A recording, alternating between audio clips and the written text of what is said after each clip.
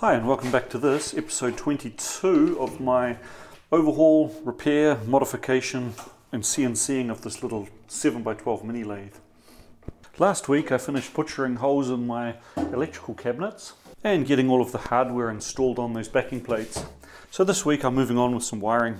Now our electrical journey is going to start with a line, a neutral and a ground wire coming in from outside. So line and neutral are going to be switched through this main on-off switch.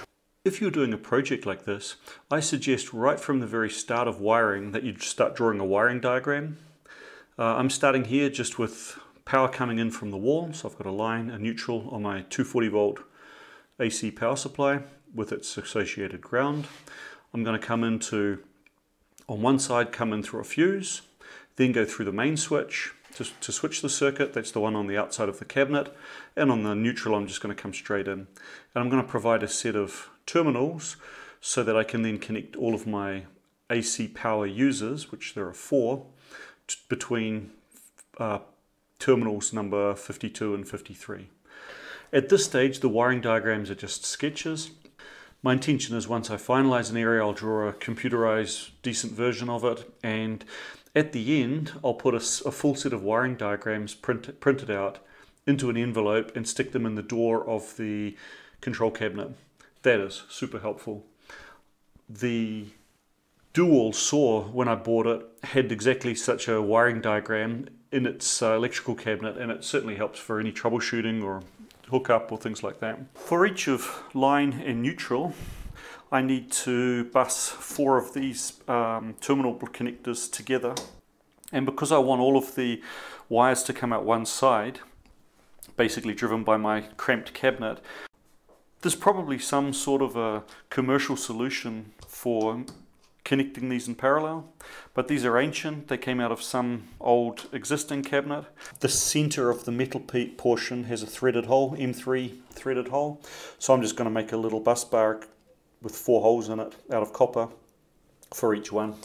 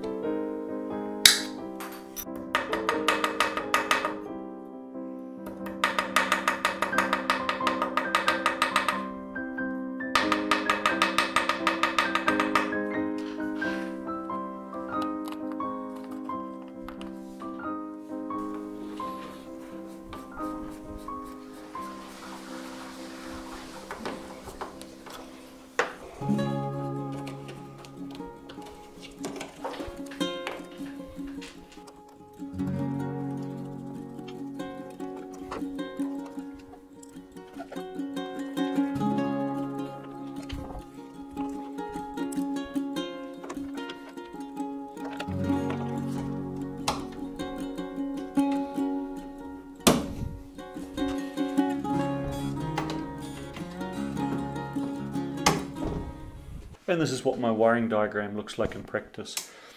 So my line's going to come in through terminal 50, out the back and head off to the switch, come back from the switch and connect to the back here of terminal block number 52. The other leg of that power is going to come in through number 51, jumper across to 53, and then I've got my two legs of that phase available on all of these pins, 52 and 53. This is the way I like to do my wiring. So a strip,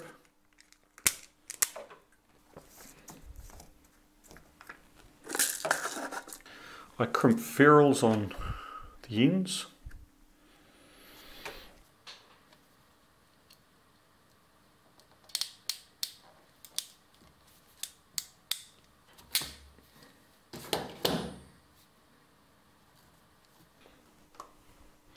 I use an office lettering machine then to print out the labels.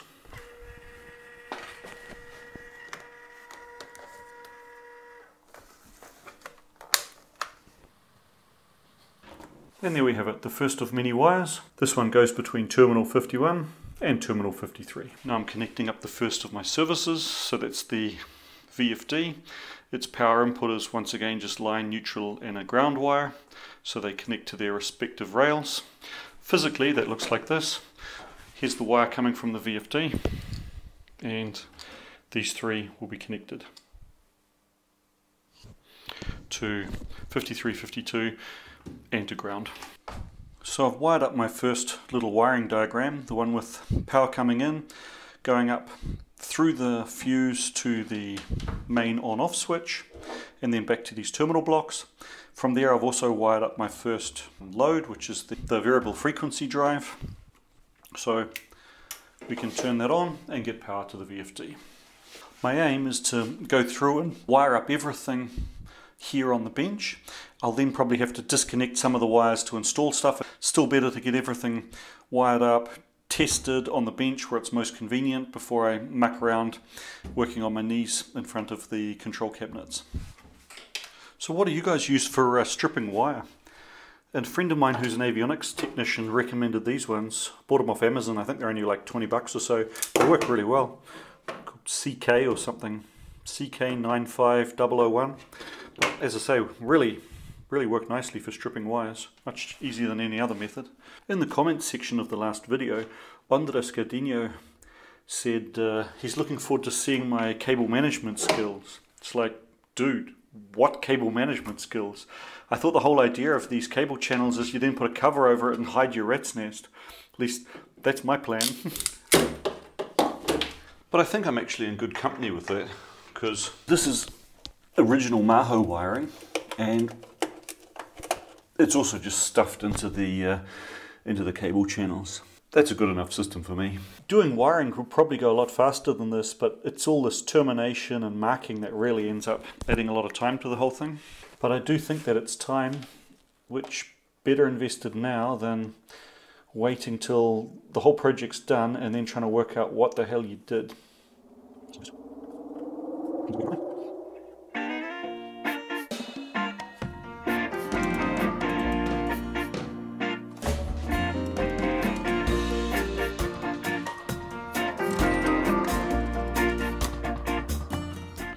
Remember how I said ideally you'd want like 2 to 3 centimeters between the terminals and the cable channel? Well, this is why. It's a bit of a pain to get this to go in. With the 48 volt power supply now also wired in, we can turn that on and check the output voltage. Okay, so it's outputting about 54 volts. There is an adjustment on there, but I think 54 volts is within the acceptable range for the ZMX drivers. And generally with stepper drivers, the higher the voltage within reason, the faster the stepper performance. Just checking the Vitron manual, and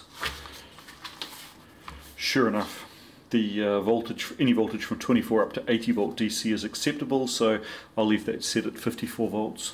So the Z-axis motor here is this Killing technology with this part number. I'll look that up and see what its inductance is.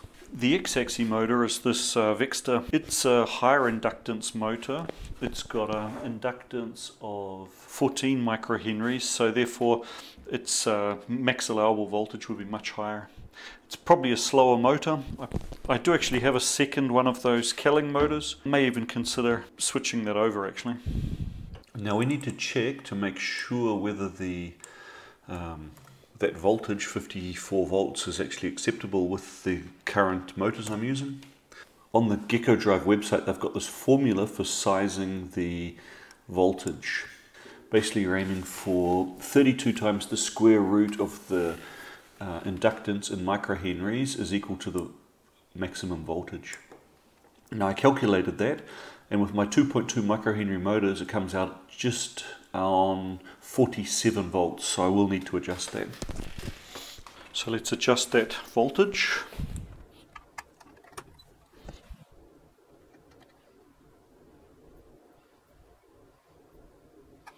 Okay, we calculated the max voltage is 47 something, so that's slightly below. I'll leave it at that. In the last video I talked about having to integrate 2 wall warts into my power supply system because I need a 12 volt power supply for the, well that's this one, 12 volt power supply for the monitor, and I need a 19 volt power supply for the computer.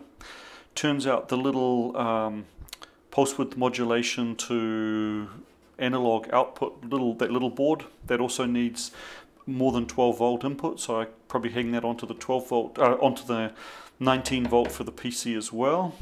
Plus, the Mesa card needs a 5 volt supply, so I've got this little, I guess it was a sort of a USB power adapter. So what I need to do is somehow magically butcher these 3 and turn them into something that looks nice and fits nicely in that DIN rail.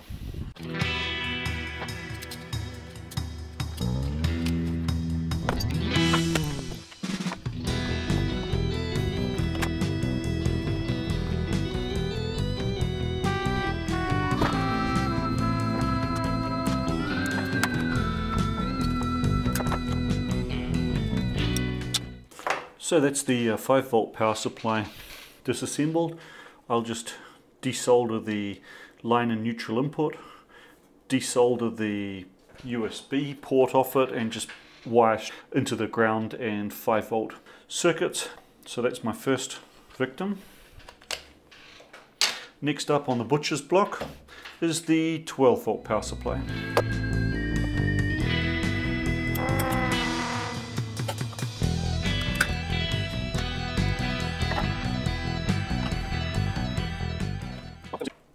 Well, that was easy. Once again, I'll just be soldering line and neutral into those 2, and I'll add nothing, I guess. I just need to make a new housing for this so it sits on the DIN rail, and otherwise reuse that as it is. And that brings us to victim number 3. This is the 19 volt DC power supply for the computer. I guess I could just mount this as it is and just wire straight into those 2. I'll have a think about that before I butcher it. Now I also need to pick up that 19 volts and send it off to that little board, so let's butcher it.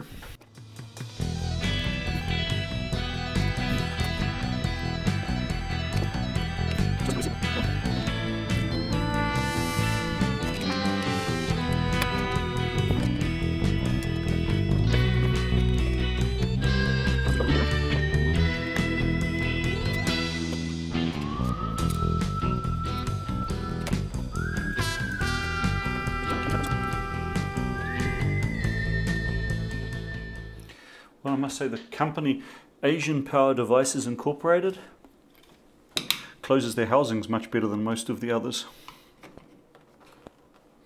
Right, let's take this up a notch, shall we?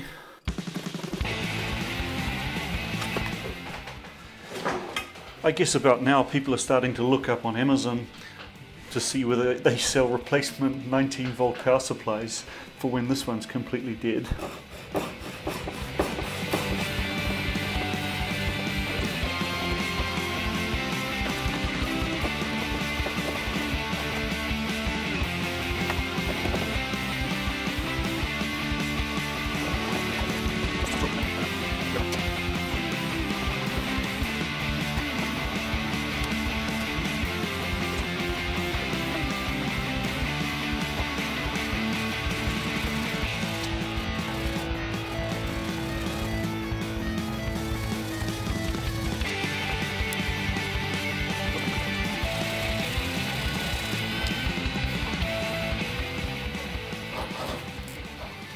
So who else thinks it's going to be an absolute miracle if this power supply still works?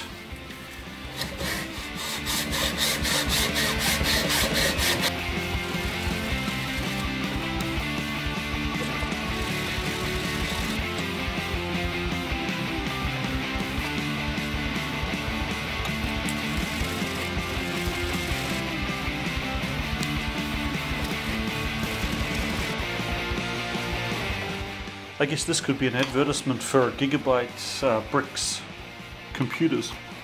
Buy them because their power supplies are nearly indestructible.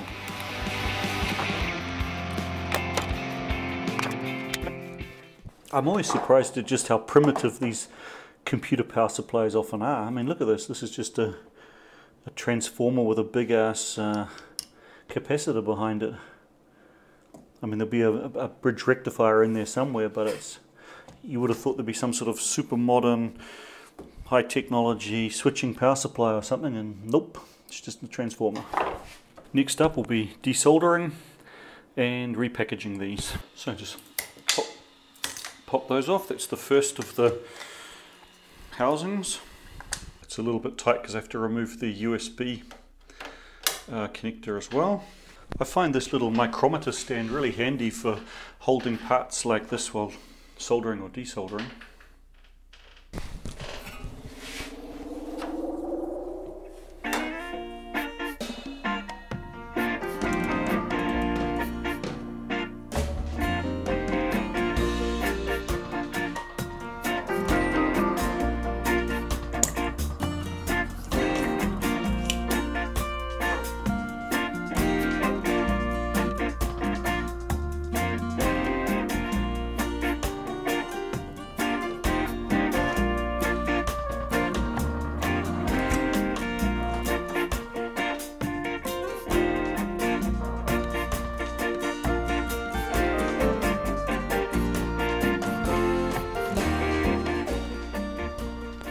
I'll use a little hot glue around the wires to seal them before I put the lid on.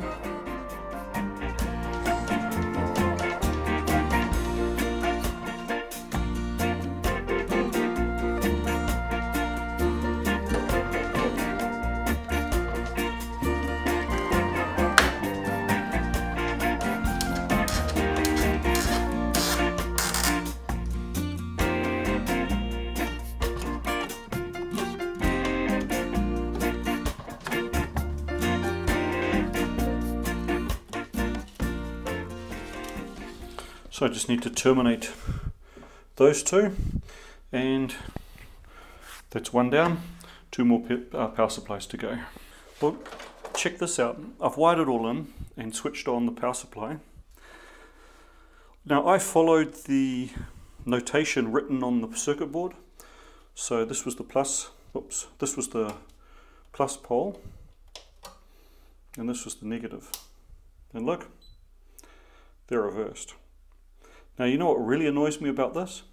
I actually looked this up in the internet, you know, the pinout of a USB-A port, and it did indicate that those markings on the circuit board were reversed, but I didn't bother to check it before wiring it, and sure enough, they are reversed. So I'll pull that apart again and switch those wires over.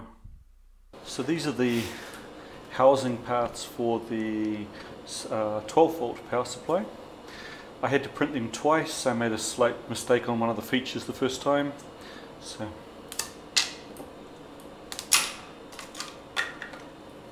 on this board, the only thing I need to change is to desolder those two and solder in a pair of leads for line and neutral.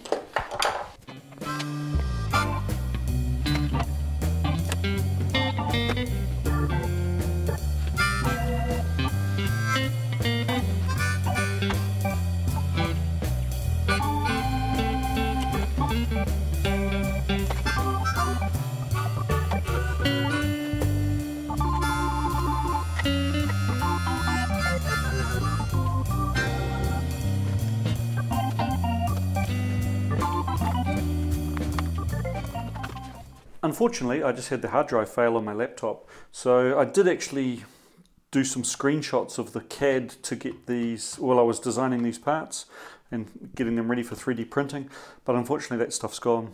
All of my camera stuff was of course unaffected, but the screenshot stuff is missing. Sorry about that. Well, thanks for watching. As is often the case, I didn't get quite as much done this week as I was hoping, but next week's another week. So if you like what you see, I appreciate a like or subscribe or thumbs up, or please recommend this to some friend, and we'll see you next week. Thanks, bye.